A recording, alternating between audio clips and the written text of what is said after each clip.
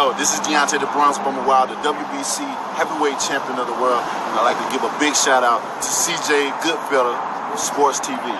Bomb Squad, baby.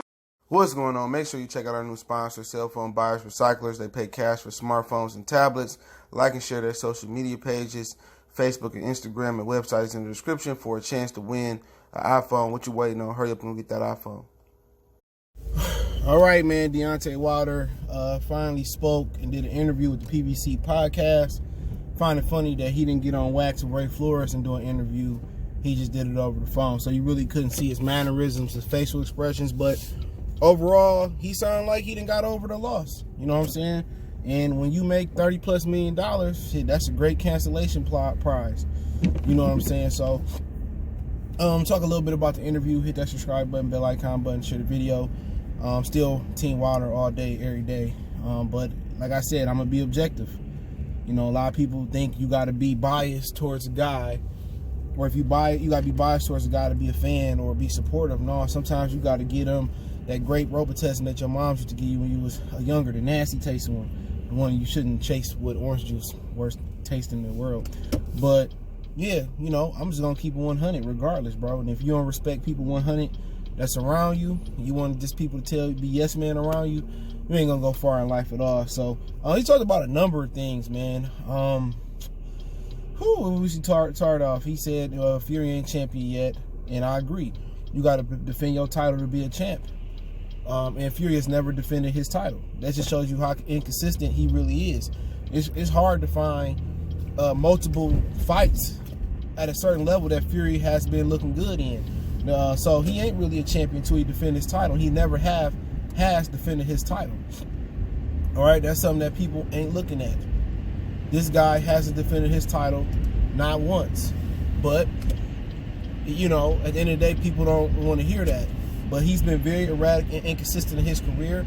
He seemed to be working out at home with his wife and doing what they do. I mean, that's good for them. Really don't care about him working out. But we'll see when they get back in the ring, because Fury has not put multiple, championship level fights together.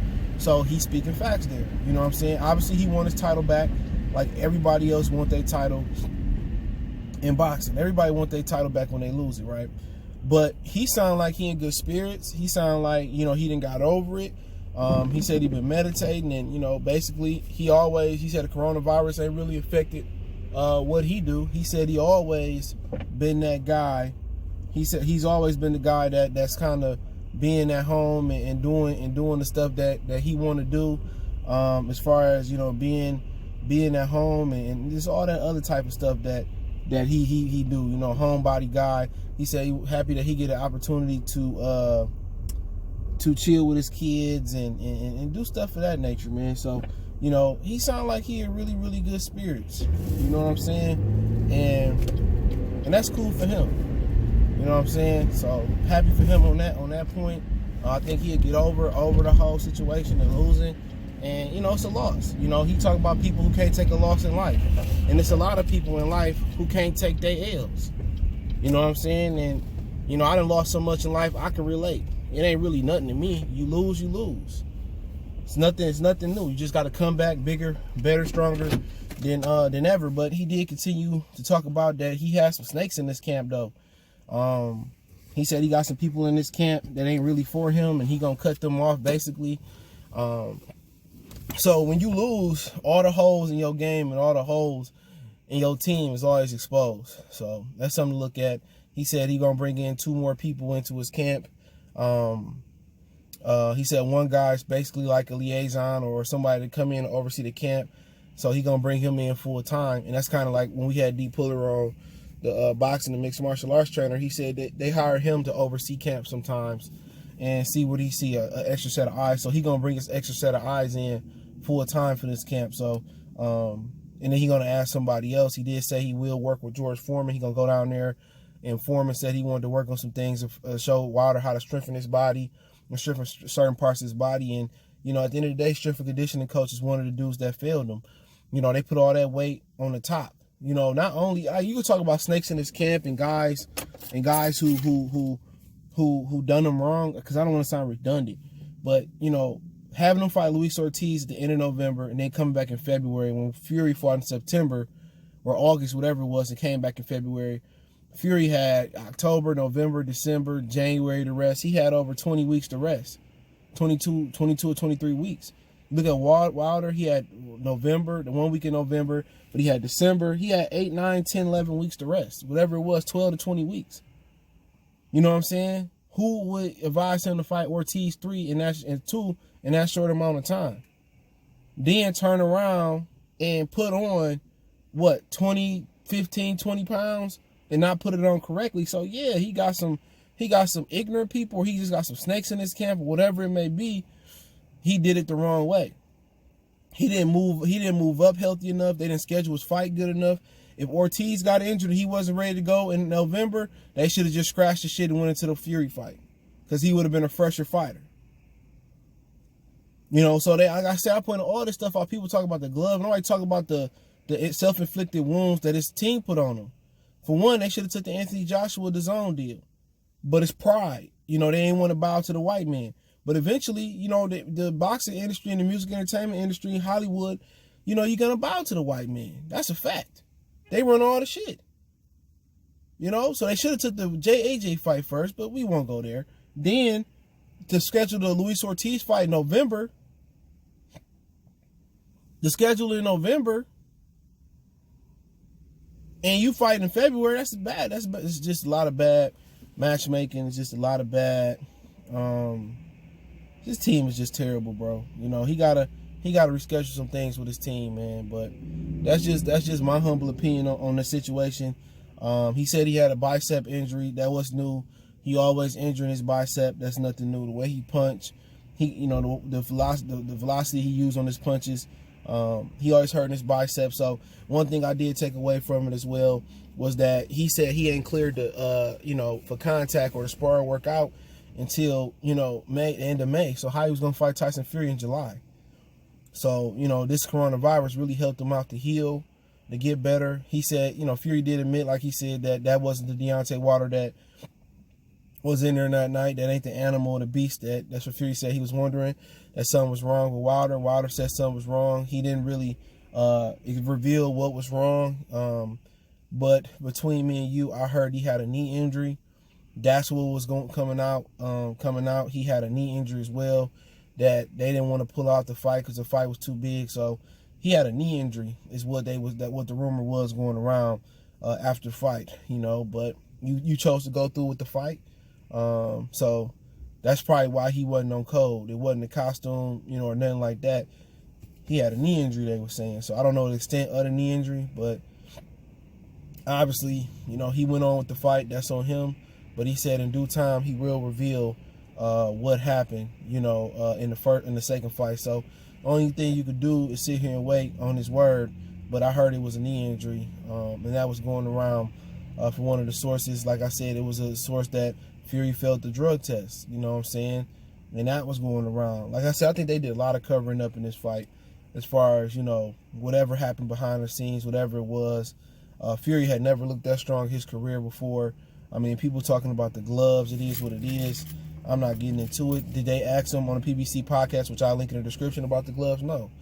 And one thing I want to make an observation before I close it out, before I do, Wilder sounded upbeat. I mean, he sounded like he took his Robitussin, and it sounded like he got over it. You know what I'm saying? It sounded like he been doing a lot of meditating, probably fishing and chilling in Alabama. He said he talked to Foreman, like I said, and he gonna go down there and work with Foreman, and he gonna show him how to strengthen his body up, probably chop some wood and stuff of that nature.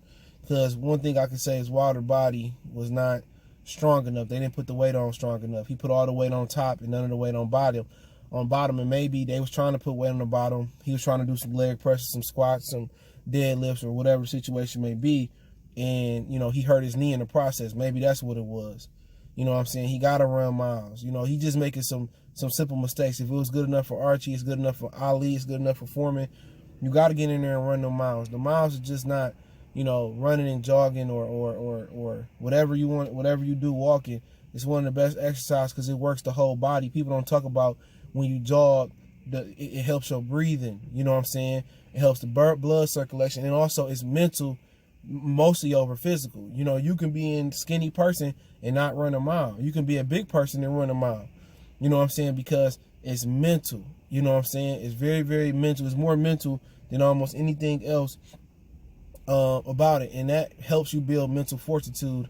And that's what Wilder is missing when he's jogging. He missing, it builds up your legs. You know what I'm saying? It builds the mental fortitude.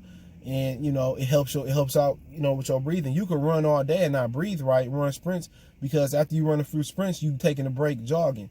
So you taking a break, you know, walking around, hands over the head or whatever you're doing. So it's a lot of small things he doing. I mean, from the two aspects, from the business side, he been fucking with no Vaseline, and from the physical side of the technical skills and from physical training, he's been failed on the two major tiers of boxing. And you know, he's starting to open his eyes up on that. He was getting by with a right hand, and you getting by off athleticism. But hey, man, you going against a stronger guy, you got to get stronger. But overall, you know, he sound like he in good spirits. Sound like he gonna bring some couple new people in.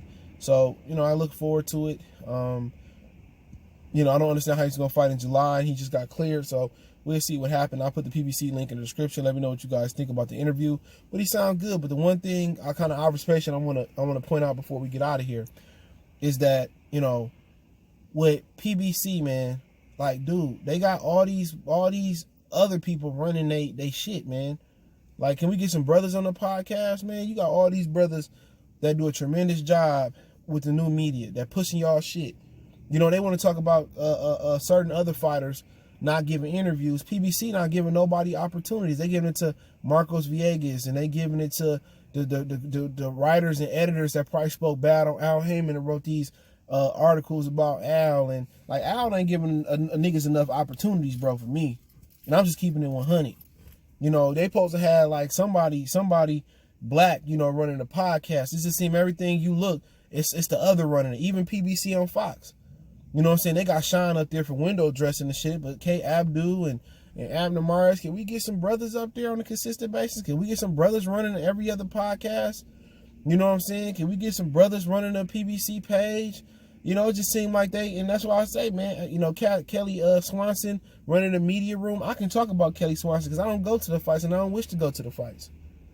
Can we get some brothers, some sisters up there running some shit, man? Real talk. Can we get Jamel Hill up there running something, bro? BBC is supposed to be black boxing champions, right? Black champions. Premier black champions, man. Can we get some brothers up there running something, bro? They hired Marcos Villegas. No offense to Marcos. They got him running the scorecards and shit, man. It's sad, bro. We know ESPN not gonna replace Dan Rayfield with a brother, so that's probably gonna be Stevie Kim. You know, is he an upgrade from Dan Rayfield? I don't know, man. I don't know. But also, they didn't ask him about the gloves, so that might have been something they was told not to ask him about. So if you're wondering what Wilder said about the gloves, tell y'all LDBC King to ask him. So y'all know what it is, man. Goodfellas Sports TV. Make sure you hit that subscribe button, bell icon button, share the video. Appreciate the love, support. Don't forget you can follow us on Facebook, Instagram, Twitter. You can reach out to me there if you have a business question, inquiry, response, video request. All the links in the description. Want to make a donation to the channel? Cash App, PayPal, there. Best way to donate. Share the video. Also, link the PBC podcast, link in the description so you can listen to it. They got Anthony Durrell in there, and they talk about a few other things. We gone.